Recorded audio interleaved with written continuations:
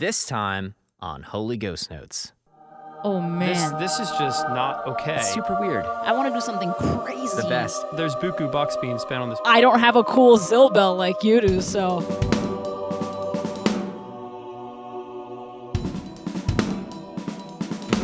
What's up, everybody? This is Tim, and Matt is not here right now. And it's super weird. I'm not going to lie.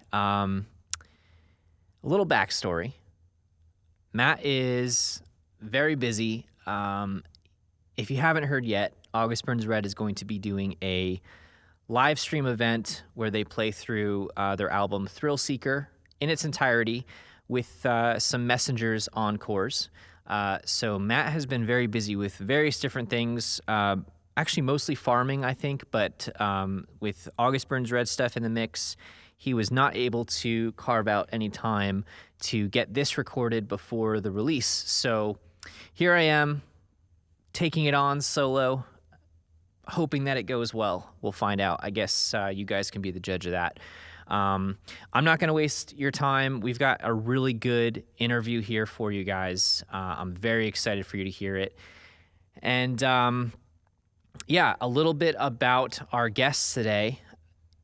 This is our very first female that we've had on the show. I don't really know why it took us so long. But what I will say is that this was an awesome interview, a refreshing interview, an insightful interview, and Sarah is just awesome. So yeah, the cat's out of the bag. Sarah Thawer is on the show with us today, and Matt and I just left this conversation. We like hung up the phone, and we were just saying like, man, I feel like so peaceful, like so refreshed, so happy, and that was really the vibe of this interview. Sarah's just awesome. The atmosphere that she brings to a room, even though this was over a Zoom call technically, is just special. And I think that some of the things that we covered in this interview were things that we've never talked about before and things that are important. So I'm excited for you guys to hear it. Before we get into it, I'm going to make some cool announcements. So for those of you who are watching this, I don't know if it's out on YouTube yet on the release date, but whenever you do get to watch it, you probably noticed I'm wearing this pretty cool hoodie. I'm going to show you the back of it too real quick. And these are for sale now. So check out shop.theholyghostnotes.com. We just released t-shirts and hoodies and a new sticker. And they're all up there for you to purchase at your leisure. So shout out to the Inner Circle for helping support the podcast and enabling us to order some new merch. We've been trying to do this for a while, and it's exciting that it's finally happened. So head on over to shop.theholyghostnotes.com if you're interested. And we got some cool new merch up there for you.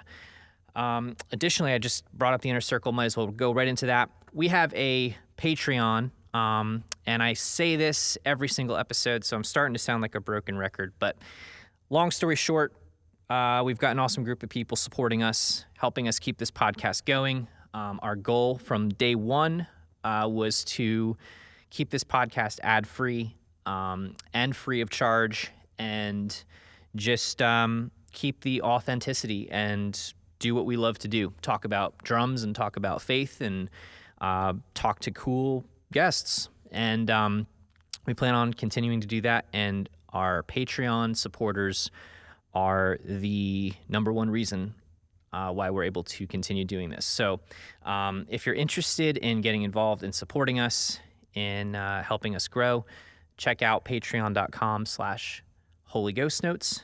And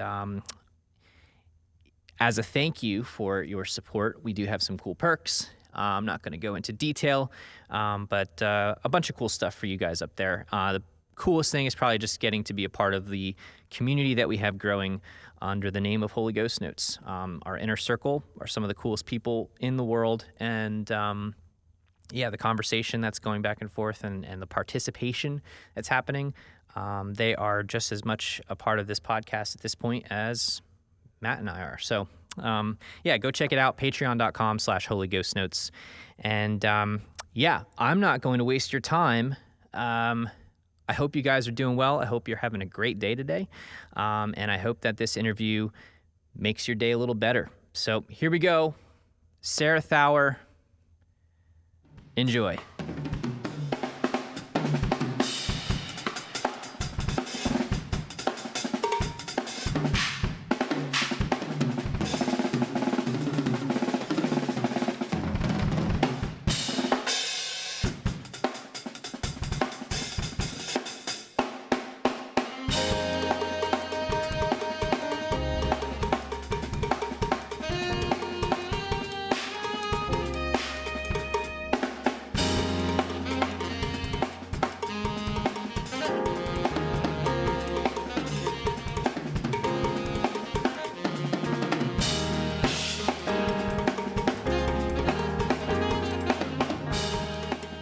Hi, and welcome to Holy Ghost Notes. This is Matt and Tim, and we have very special guest, Sarah, on. Sarah, how are you? I'm doing fantastic. How are you both? Nice. Doing good. Doing great. Yeah. We're happy to have you on here. We were just talking that, we have yet to have a female guest, and shame on us for taking our time, but none better than you to be on this show. I'm glad that I was able to meet you earlier this year at Zildjian Live. Mm-hmm. Man, what a good time. We were even featured at a video together, walking to a hardware store. Check it out. With all the cats. Check it out, the Really? cats. Yeah. That's cool. Have you not seen that, Tim? I haven't. I'll have to go check it out. Yeah. Maybe we can showcase that in the lead up to this episode coming out. That'd be fun. cool. Yeah, so I didn't even know you guys knew each other. Sarah, you came up on my Instagram feed. I guess I follow a hashtag that you use or something.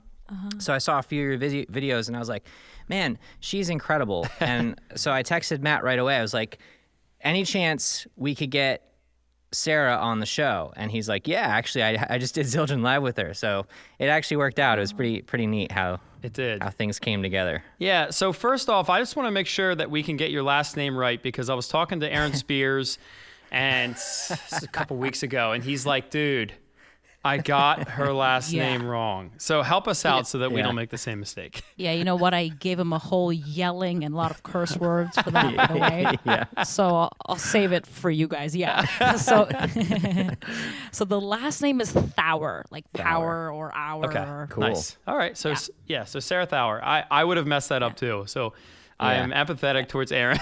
I actually thought he did a phenomenal job, right, at Zildjian He Live. did.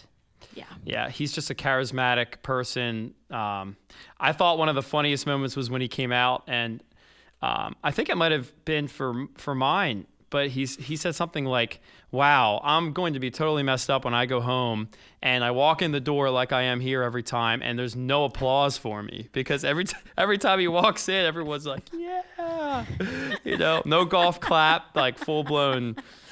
Yeah, That's so funny. that was so fun. So thank you so much for joining us. For those that don't know who you are, that are avid listeners to this podcast, talk a little bit about who you are, what you do for a job, how long you've been playing, all that stuff. Yeah, so I'm based in Toronto, Canada. I started playing drums at about age 2. Nice. Self-taught, and I first played on stage at age 5. My dad's a musician, primarily like Indian, Bollywood, that kind of stuff. Cool. And I grew up playing a lot of percussion. Indian music is based on a lot of percussion. Right. And it's funny because my dad was a band leader, and he would hire different instrumentalists, and he saw that I had this passion for drums and percussion, and he bought me like 3 kits and everything that I wanted, but he's like, I'm not putting you in drum lessons. And I'm like, how dare you not put me in drum lessons?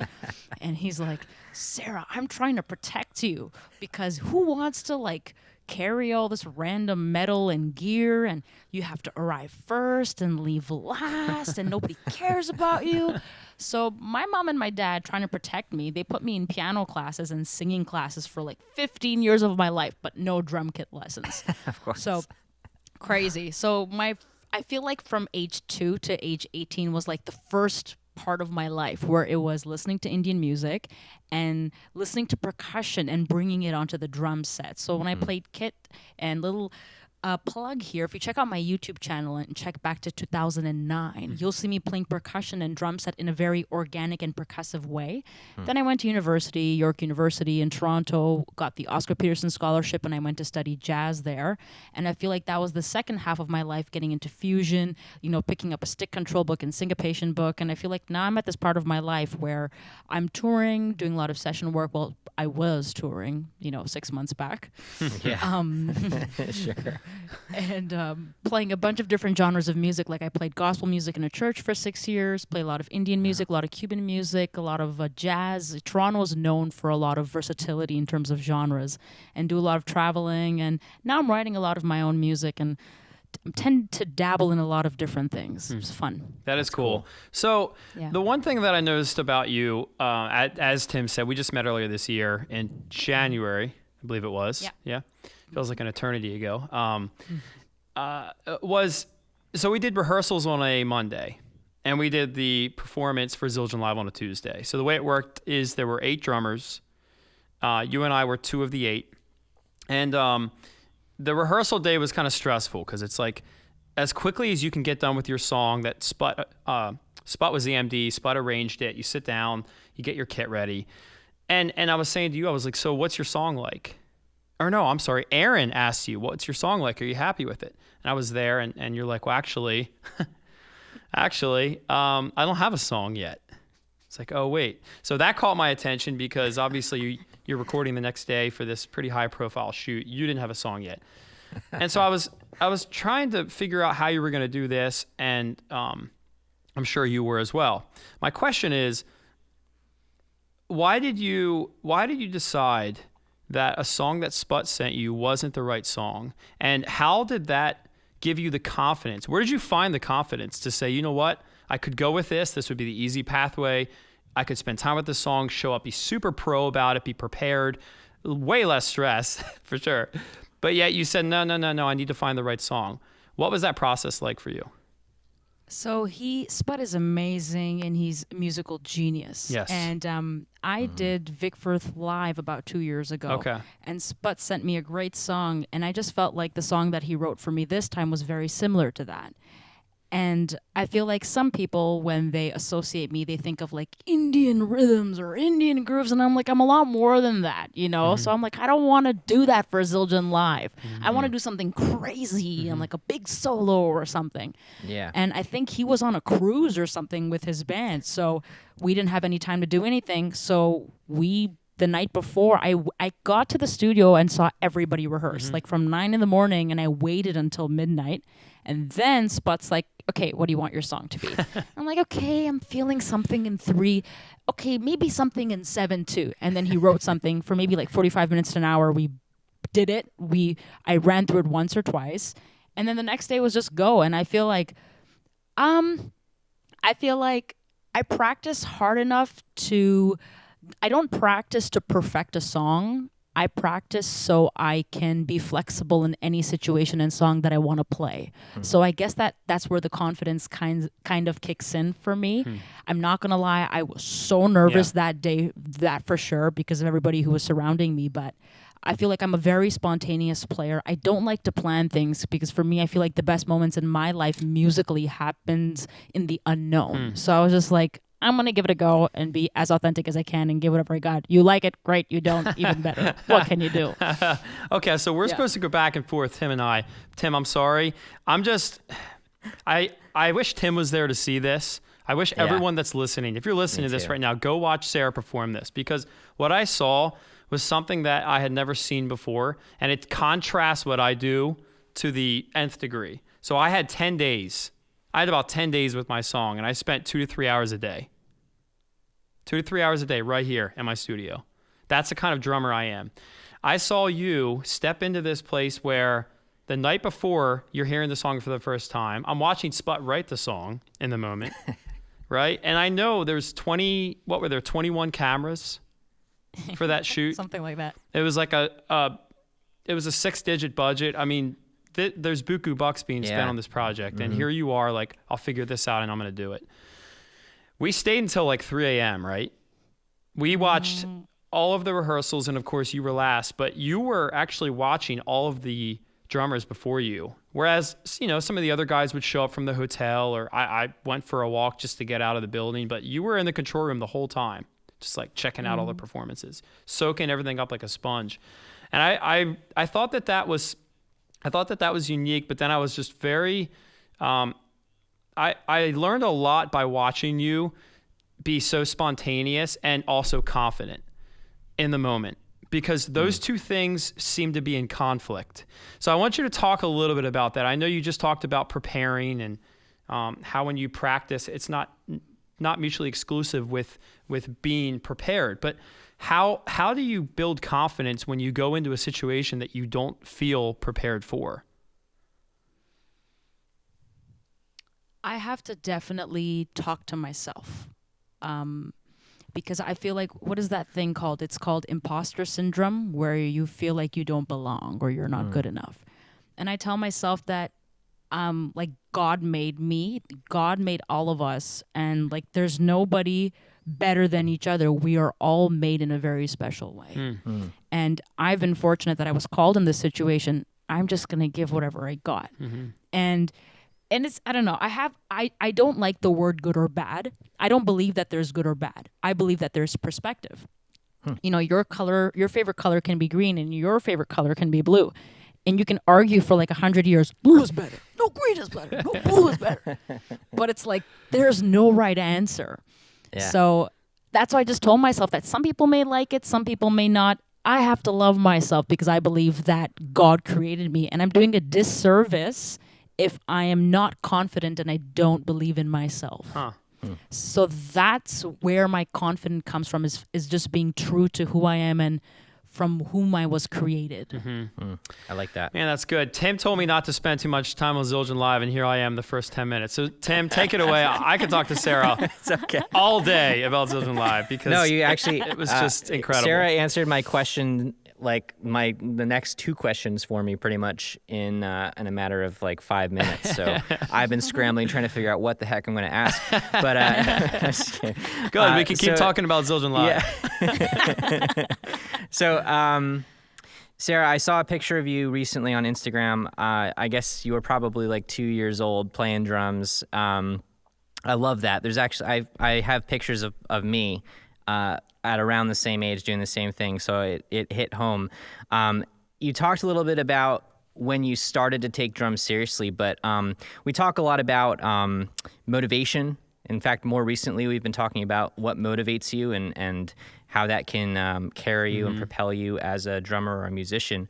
And I'm curious to know, at around 2 or 12 or whenever you started taking it seriously, what was the motivation behind advancing as a drummer? I felt, for me, it was just love for the drums. And it was like this weird, natural, organic love and attraction that I had for it. And it's like, the more my parents said no, I feel like the more I was drawn towards it. And you know what I found as a kid? It's like, as a kid, you're just so creative and you like to have fun. And I feel like when I went to university, I actually got declined from like every school that I applied for. And it was extremely devastating. Because here I'm playing gigs and everyone's like, Sarah, you're so talented. And I'm getting views online and playing gigs. And yet all these rejections are coming in because I didn't know how to read and whatever, all the sophisticated things that you're supposed to know in school. So I just feel like when you're a child, there's no labels. When I went on the kit, it wasn't like, oh my God, I have to do German grip perfectly or I have to do this perfectly. And it's just like, man, just have fun. And I think that's how that love for drums and music just continued to organically grow. I love that. That's great. So what does your creative process look like for writing drums? And I know you mentioned that you've been actually writing your own music as well. So what does that creative process look like for you now? Oh man, like I am so grateful for the internet, Instagram and all that stuff because I feel like I'm just like posting like a random drum stuff and like the best, like soloing to like drum loops and stuff. There you go. Yeah, it really helps with creativity. Like I'll sit down and I'm like, okay, let's just be present right now. I'll turn on a loop or something I'm listening to, and I'll pick a time signature, and I'll be like, okay, what am I feeling? And then like maybe hit one note, pick a groove. Then I always think in theme and variation. So you have one theme, go away from the theme. Come back to the theme, go away from the theme. If you like that theme, stick to it. If you don't, change it up. So it's just that simple. That's cool. What do you mean Yeah. by that? By theme? So theme, like, okay, if I pick a groove that's boom ticka ticka ga ga doom da ticka doom ticka ticka ga ga doom ga. So that's my theme. Doom ticka ticka ga ga doom da ticka doom. Here's a version. Ga ga doom da da da doom da doom ga doom da ticka da da doom da doom da doom da da da da doom da doom da doom da ticka da da da doom da da da doom doom da doom doom. This is nice. Yeah. So yeah, theme and variation. I like this theme. Man, I could Cool. never do what you just did. I would be playing blast beats, just Well, I can't play blast beats, and I don't have a cool Zill bell like you do. So, I can get you one. okay, I'll take you up on that. That's 2 episodes straight that Matt has Shamelessly. nonchalantly plugged his blast bell. Yep.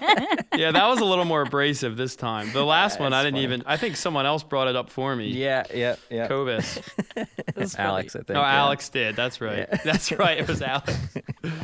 Oh my, that's funny, man. So That's hilarious. So I was on Warped Tour years ago. Have you been to a Warped Tour? No. Okay, yeah, it's a different world.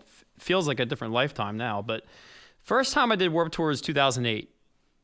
There was a female drummer on the stage that we played on, and I remember people talking about her, like she was good for a she was good for a girl. She was a good drummer for a girl. There was sort of that ... for a girl, and it weirded me out because it's like I would watch her play, and she was just a really good drummer.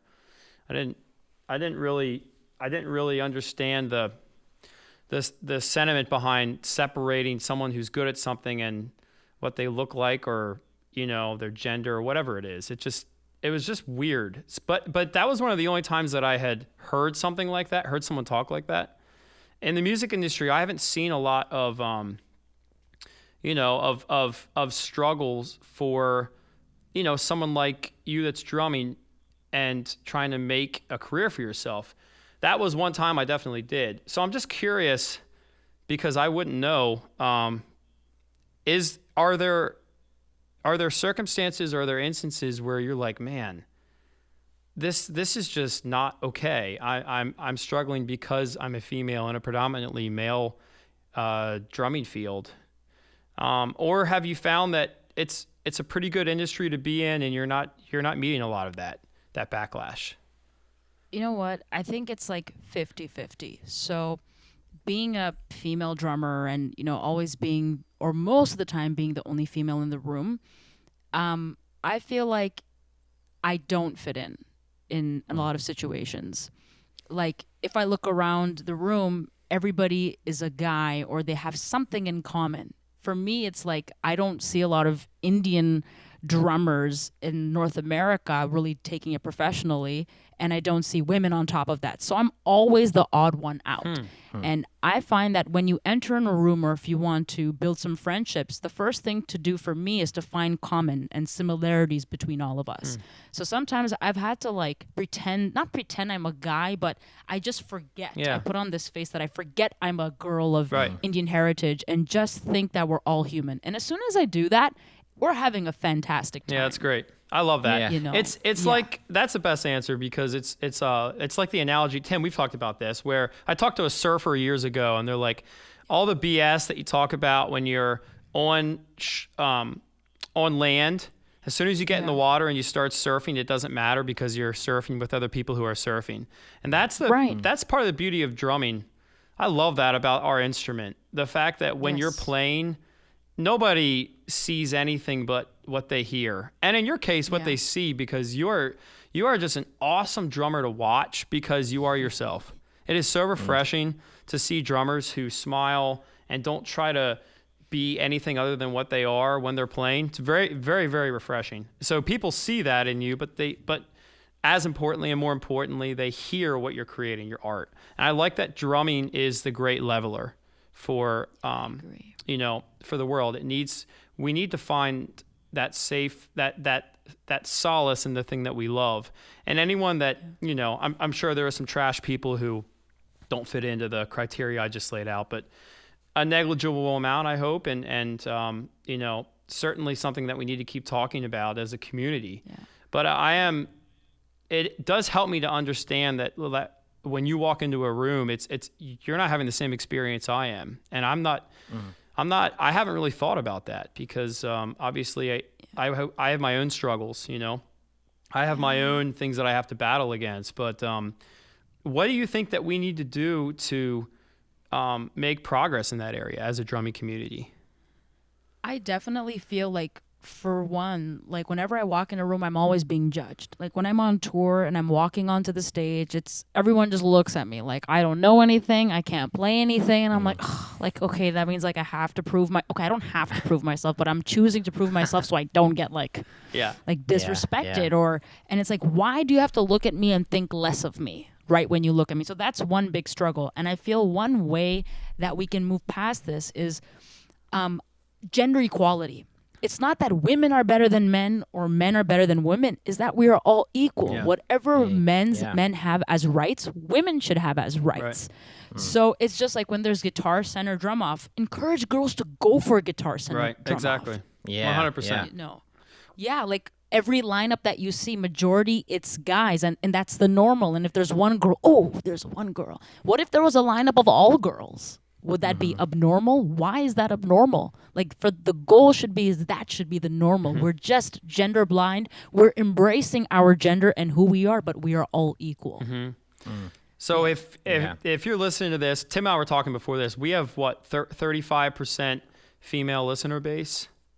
Yeah, just under that, I think. Okay, but so right in that vicinity. A surprising amount considering 2 male hosts. Yeah, talking about drums. Talking about drums. Talking about drums, but here we are, and I'm really grateful for that. So if you're listening to this and you're thinking that in any area of your life, you're not really sure if you are accepted, you just feel judgment and condemnation, you need to take a serious look at someone like Sarah, who has excelled in her craft and gained the respect of everyone in the drumming community.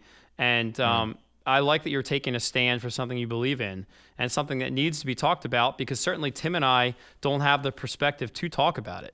I just don't know. Like I said, my experience was in 2008. I heard it happen one time. It seemed weird to me, but it seemed like an anomaly, not the standard like status quo. The social norm, yeah. So it's good to know. It's good to talk about, and I think it's inspirational for a lot of girls that would be thinking, man, I wish I could excel at this thing, but I feel like I'm hitting this wall. And I think the encouragement would be just to walk into a room with the confidence to say, you know what, we're all on the same playing field here. Other people may not see it that way, but I'm choosing to, and I'm going to sit down and do what I'm here to do. And that's exactly what you do. And, you know, like having like parents who are, you know, worried for their daughters to be like running around downtown, carrying their drums alone at night or touring alone at night. And, you know, for the guys, the one advice that I give is like, you know, look out for those girls that are with you on the tour buses. You know, if you see a girl, you know, picking up her drums, and I'm not saying that everybody needs help or they are scared, but like for me, if it's like at 3 a.m. and I need to put my drums in the car or bring my car from the parking lot and it's far, I'm always looking for someone to tag along with. So like, just be aware of that. There's so much gravity in what you just said, because as guy, and Matt, maybe you feel differently, but as a guy, I would never even think about that. I'd just be like lugging, like I used to play in New York City all the time, Brooklyn, and I would never once think about, I'm carrying, you know, a couple $1,000s worth of equipment across the street to my trailer by myself. It's dark, it's 3 a.m. I wouldn't think twice about it. But you as a female, not just as a drummer, but as a female, you have to think about that. And you have to think about that's something that us as men should, you know, we should be able to take that into consideration and think about that along with you. Weren't we in a car together? Did we go back from Zildjian Live together? I'm trying to think.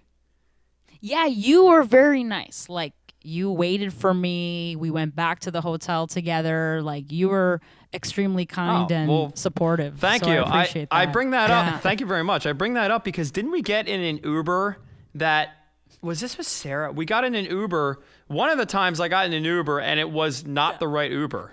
It was the wrong Uber. Okay, so that was you and myself, right? Yeah. That's me and you.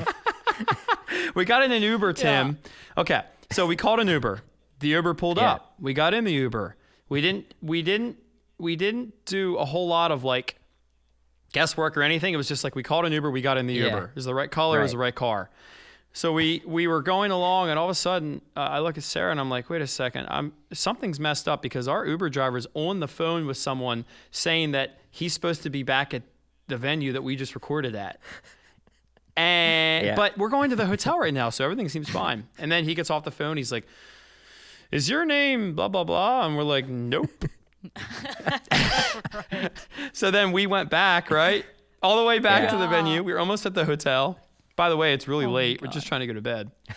Yeah, thank God you were there. Like, if I was alone, I'd be like, oh my God, I would be panicking.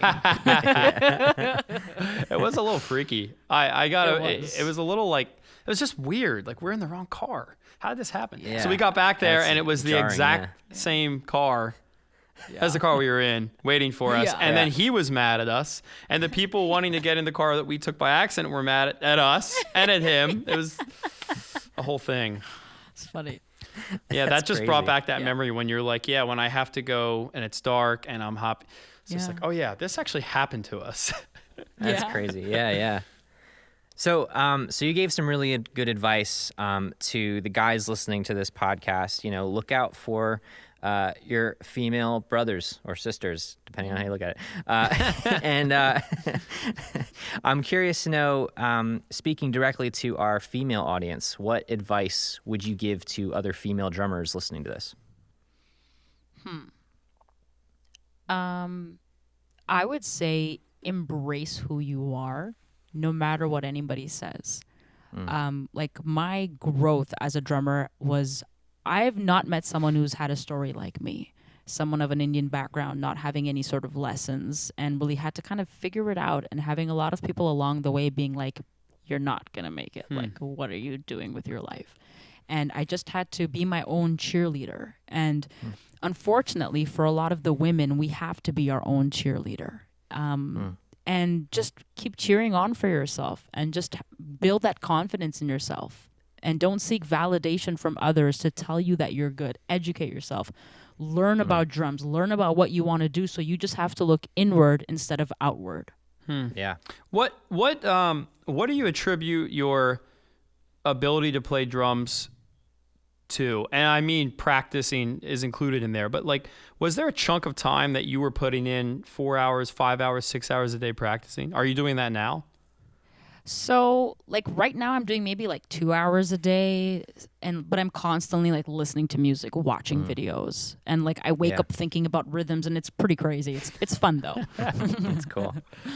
In university, I was really crazy. Not that much, like 4 hours, 5 hours, and then like classes on top of that and exams on top of that. Before that, like just before that, it was like maybe an hour or two a day making YouTube videos, just playing, gigging. So, yeah. Would you say that consistency, that you've been consistently practicing for years, or did you go through dry spells where you were burnt out, or you just weren't able to play or didn't want to play? I feel like if I was burnt out, it would last for maybe a couple of days. Or if it lasted for months, I would figure out why. So before COVID, I had a schedule to practice because things were busy. Now, because I'm home, I'm like, I don't feel like following the schedule because I want to do what the heck I want, whatever I want. Yeah. So I started getting pissed off that I started freaking out about not following my schedule. And that took me away from what I wanted to achieve in my practice. So what I did like 2 weeks ago is I ripped up all my practice sheets from 10 years ago that I've been building on for 10 years. Seriously? Wow. Yeah, I ripped up everything, and that had all the BPM markings and everything. And I can't even tell you what a breath of fresh air. Because I felt like when I was playing, I was like, oh yeah, remember that exercise? I can only do it up to 160 BPM, or I can do it only until 140 BPM. And now it was like, let me associate what I'm practicing with music to the song that I'm listening to what I feel inspired to play. So it's coming from a creative space. So I feel like that has been working wonders for me. So I don't think about it, I need to practice every single day or else this will happen. I need to write down every BPM. For me, that doesn't work. Yeah, that doesn't work for me either. I think when you remove the sense of obligation, you allow space for creativity, for fun. We've talked about that. Tim and I have talked about this a lot. To his point earlier, you have to be motivated by something. Otherwise, you won't do it. So we're motivated by the fact that this is fun. Oftentimes, I'm motivated by the fact that I have a tour in 2 weeks, and I don't want to suck in front of 2,000 people. So there are all sorts of different motivations, but one motivation that doesn't seem to help all that much, at least long term, is an obligation to do something. Yes. That I think is when it turns into a sense of work and duty, and yeah, that can get tough. So I understand that. I would have loved to have had those papers though. Why'd you have to rip them up? You could have just sent them to Matt. I'll send you a blast bell in exchange. Yeah. One is worth more than the other. Well, if I start writing some again, I'll send it your way. I'll mail it to you. There you go. It's funny that you brought that up though, because this is something I was thinking about the other day. Because I'm gonna say my typical cliche sentence. I work in marketing. I say this in every episode. I work in marketing. There's a clear break between the management team and the creative team. Mm-hmm. And this isn't just because, one's more valuable than the other or whatever. This is just because we think differently, right? And there is no real global construct for creativity. Because you can't fit it inside of a box. As soon as you start to try to control it or create some methodology behind it, it gets stale, right? So in your case, you had these sheets, and for a while it might have helped you be creative. It helped you advance and perfect your abilities. But at some point, it was actually a wall. It was a hindrance to you, and you had to rip that apart, both in reality, but also figuratively, metaphorically, to break out of that wall, to actually expand that creativity and stretch your mind a little bit. And it's just interesting because it's a lot of people actually don't understand creativity that.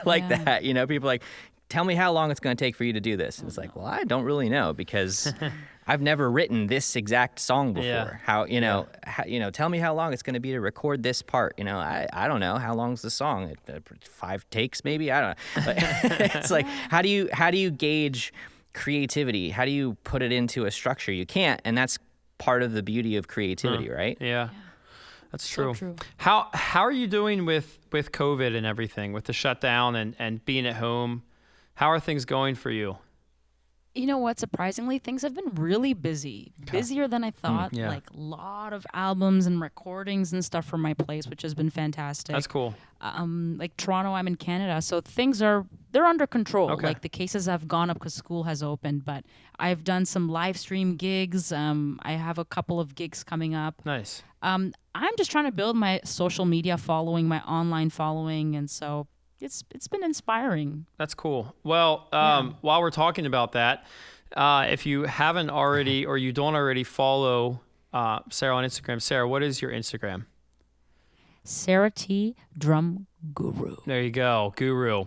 So it's always fun. I've talked about this with Tim. There are a couple drummers that when I'm going through and I see that they post something, depends what I'm doing, I might watch, I might not. But you're a drummer that I think a lot of people would stop and watch. And I think I just want to talk about that a little bit because what do you think it is about, let's just say it is Instagram, where you're scrolling through someone's feed, you're scrolling through your feed.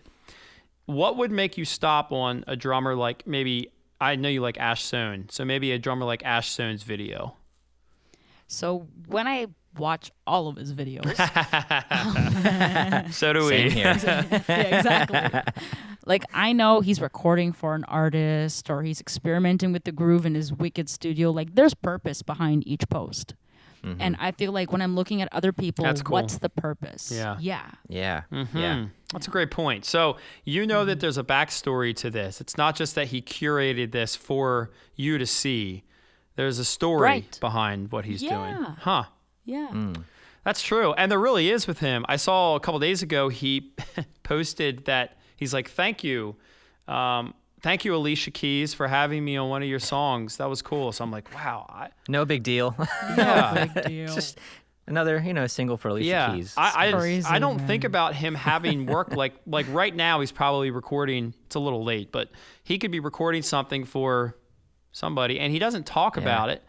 And so it comes out, maybe he'll talk about it. But I went and listened to it, and I'm like, yeah, I can hear Ash in this. So that's a great point. Purpose. You're scrolling through, and you Purpose. see someone with purpose. And intention. I feel like it's easy to sense out the intention that someone has behind a post. Yeah. Like, you can tell, oh, they just want to go viral. Oh, they're just trying to get the views. Or, oh, man, they're passionate. Yeah. Oh, man, there's Yeah. a reason. Yeah. So That's cool. Yeah. I like the way you put that. Huh. love So that, if you're yeah. listening to this and you're thinking about, how to get views, there's also the algorithm. So there are a couple uphill battles to climb, but definitely a good spot would be Instagram hashtags. We've talked about that on this podcast before too. That's actually how, Tim, you found Sarah through a hashtag, right? Yeah. That's 100% a hashtag find Wow. for me. hashtag life. Yeah. Yeah. Nice. Gots to do those hashtags. That's incredible. So my last question, and then we'll get to some listener questions. What is something that you've learned recently? It doesn't have to be drumming; it could be something else. But what is something that you've learned and you've been able to implement?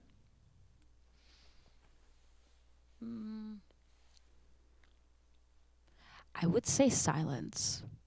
Like, sitting in silence.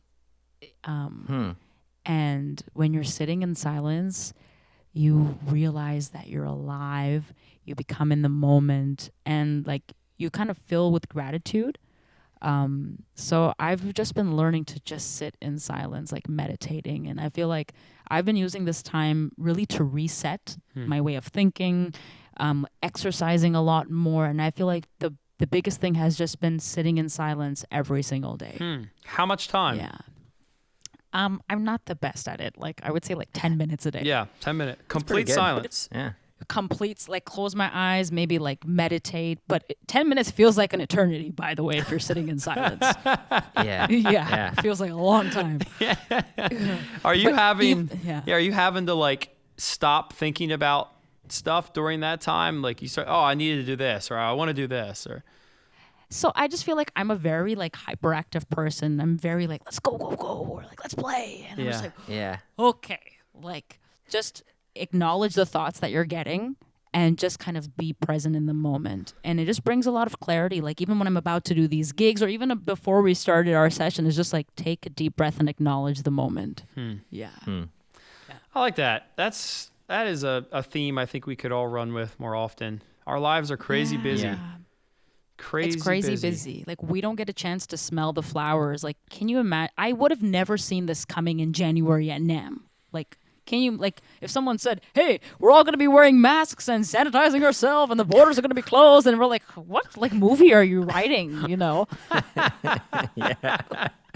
So it's like a lot of those things that were normal, we took for granted. Now we're dying to go on tour again. Yeah. So it's like, imagine just like when all this starts up again, like, remember to be silent and enjoy and don't take anything for granted, I would say.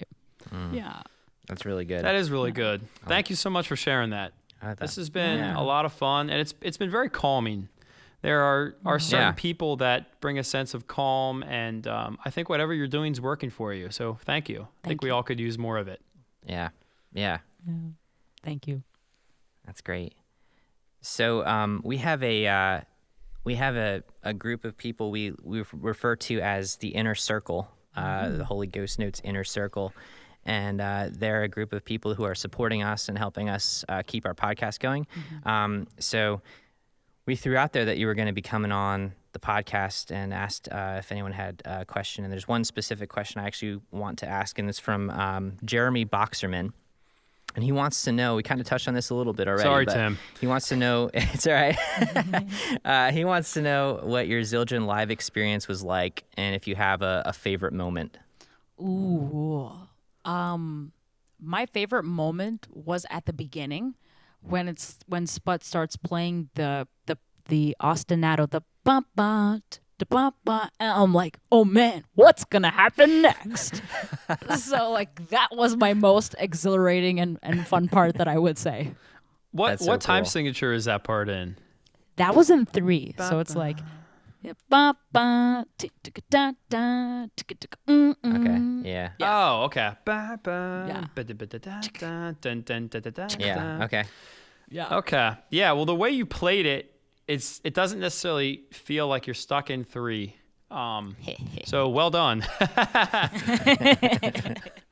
Well done. What was it? What was that experience? If you were to rank Zildjian Live on a scale of, say, 1 to 10 of all the things you've done in your life drumming wise, 1 being the highest profile, most intimidating, most on the line, this is scary, and 10 being like, it's child's play. So this is the thing. It's just I feel like because I didn't know what to expect. Like I was gonna think like Sarah Hagen, and they're just gonna be like, "You're not playing," or I was ready for that.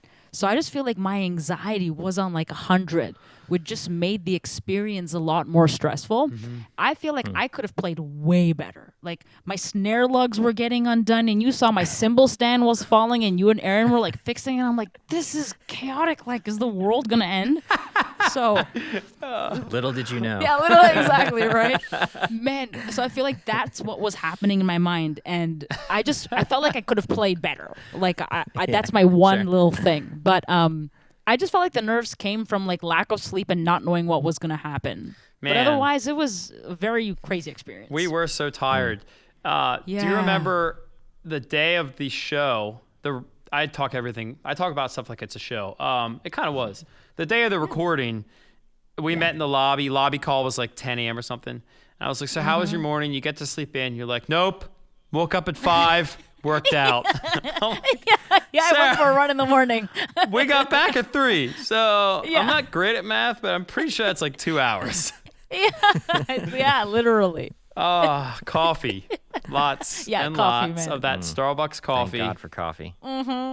Man, what an experience. I will never forget Yeah. that. And I'm just so glad I got to meet you. And we got to do a cool little video together where it's like, hey, Matt and Sarah, go out and, just like explore Burbank a little bit together. Yeah.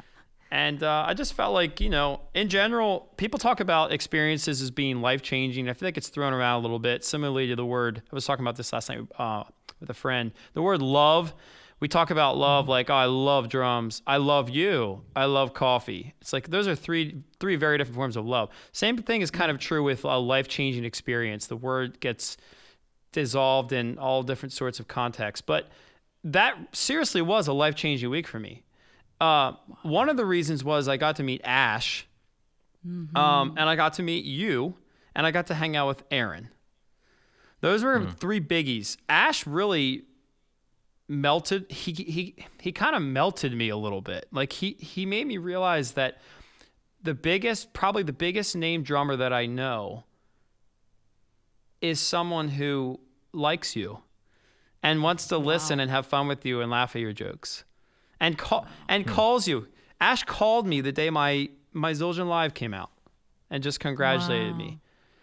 And then hanging out with you and seeing the fact that you were able to deal with everything in the moment, and you were just such a nice person to be around. And then, of course, Aaron is just supportive and just a wonderful person. That was a life-changing week. It really was. And what's cool is if you're listening to this and you're like, well, I wasn't there, I don't care. Actually, you can go kind of see the family, the community that we had there. It's all documented. And there's 4 or 5 drummers out now. Yeah, I think It was so. It was me, Stanton Moore is out, JD Beck's out, you're out. Ash just came out a little bit ago. Ash, yeah. So there's like Marcus. 5. Yeah. Marcus, Yeah. 6.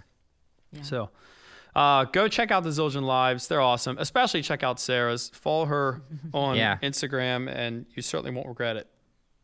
And watch till the very end, like these guys are saying. Like, it is so cool. I love the interaction after. There's like a minute or two of footage after the drum solo. You know, it's like they're just hanging out, congratulating each other, talking about their favorite moments of the solo. Yeah. Like Ash's pause. Man. Grand Canyon Phil. Apparently it's called the Grand Canyon the Phil. leap over the cliff.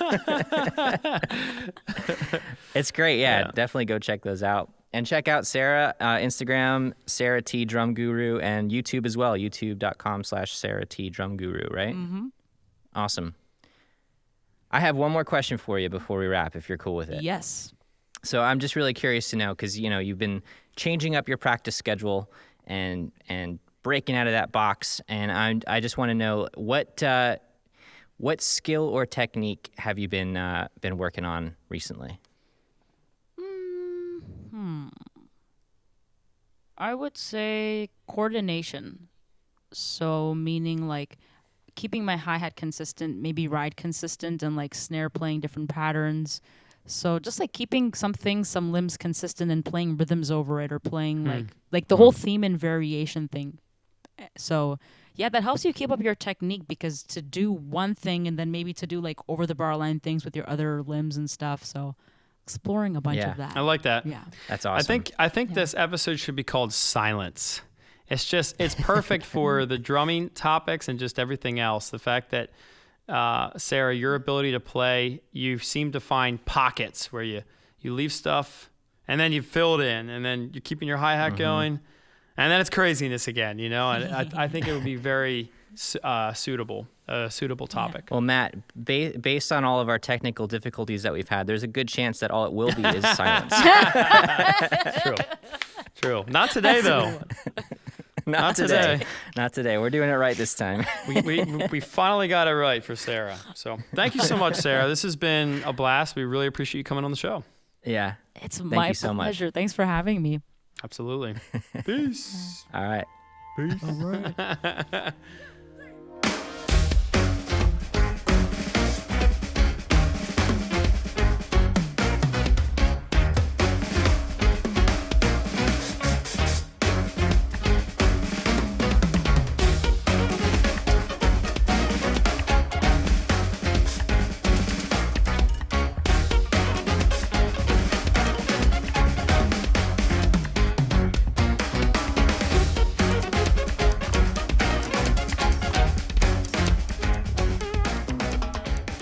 So there you have it, Sarah Thawer. Man, what a great conversation. I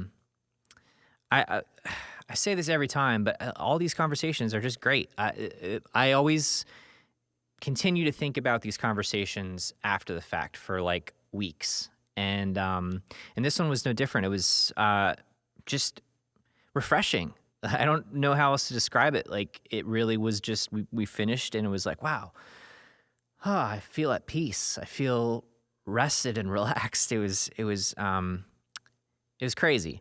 But I think that the main takeaway is that, you know, sometimes it is helpful just to stop and be quiet. Like, just let yourself have some time in silence and think and ponder and pray and meditate, or whatever you need to do in that time. I think it's helpful. One thing I realized was, you know, I work remote a lot at this point, and so I don't have much of a commute, and I actually kind of miss that time in the car to listen to podcasts or to music or just to drive in silence and think. It was, you know, during those times where I would really be creative. Sometimes I'd write music while I was driving on the road, write drum parts, and illegally record them into my voice memos on my phone while I was driving. But it was just a time to like sit and reflect and think, and it was important. And so I think we all need that time, and I'm in the process of trying to find that time throughout the day or during, at some point during the day in lieu of my commute. So I'd encourage you all to do the same. I think it's important. And yeah, I hope that you guys got something from this conversation. I'd love to hear what you guys have to say about it. If you have any concerns or questions or thoughts or anything at all to say, you can reach out to us, Matt and Tim at theholyghostnotes.com, or you can hit us up on our social media accounts on Instagram at Holy Ghost Notes, Twitter at this point, Facebook, anywhere. We'd love to hear from you, love to hear what you have to say, and I know that Sarah would as well. So definitely let her know what you guys thought about this interview.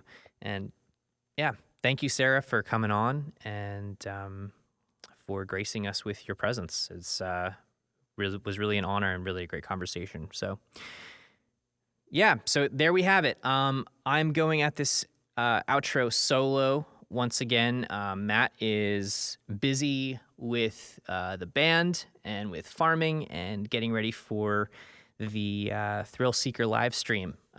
Once again, they'll be going through Thrill Seeker front to back, and then they'll have some Messengers encores that they'll be playing. So if you haven't heard about it, head on over to August Burns Red's profile. Check that out. It's going to be awesome. And yeah, I think it's Matt's birthday coming up. Today is the 25th, if you're listening on the release date, and Matt's birthday is on the 28th. So happy birthday to Matt. He's not here right now, so I can't really sing to him or anything. But Matt, if you're listening, happy birthday, man. We all appreciate you. And yeah, thanks for being a part of this podcast with me. So a few quick things before we wrap up.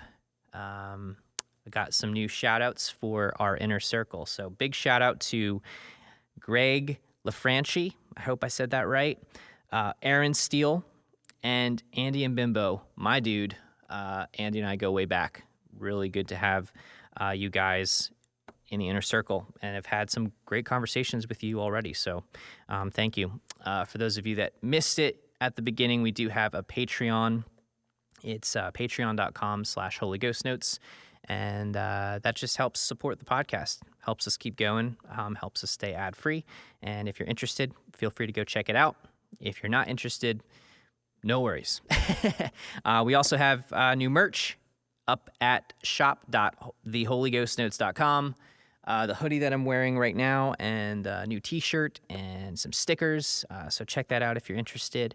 And make sure you're using the hashtag Holy Ghost Notes on your drum videos. We do a groove of the week every single week, and I would love to feature you guys. So make sure you're using that hashtag on your drum grooves.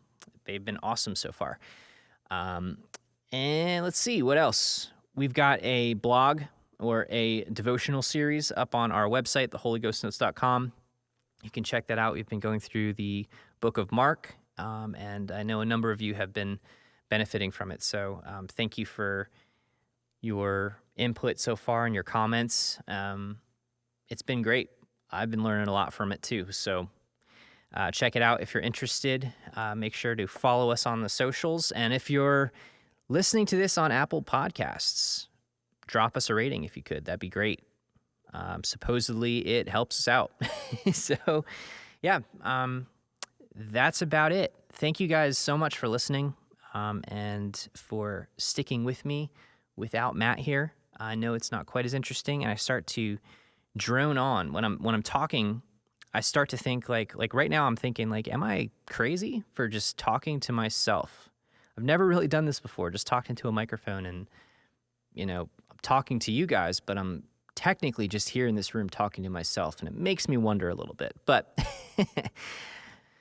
I should probably stop before I lose myself and start to sound crazy. So thank you guys so much for listening, and we've got a lot of really exciting things coming up, some great episodes for you. So looking forward to talking to you guys soon. As usual, but without Matt,